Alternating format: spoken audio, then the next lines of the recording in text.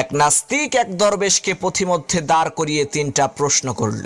এক নম্বর প্রশ্ন হলো, হুজুর আপনারা বলেন আল্লাহ নাকি এই দুনিয়ার সব কিছু তৈরি করেছে, এখন আমার কথা হলো আল্লাহ যদি থেকেই থাকে তাহলে আমরা তাকে দেখি না কেন?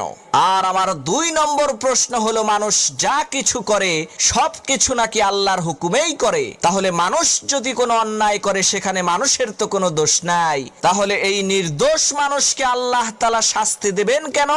আর আমার তিন নম্বর প্রশ্ন হলো, আল্লাহ তাআলা শয়তানকে দোজখের আগুনে কিভাবে শাস্তি দিবেন? কেননা শয়তান তো আগুনের তৈরি, তাহলে আগুন দিয়ে আগুনকে কিভাবে শাস্তি দিবেন?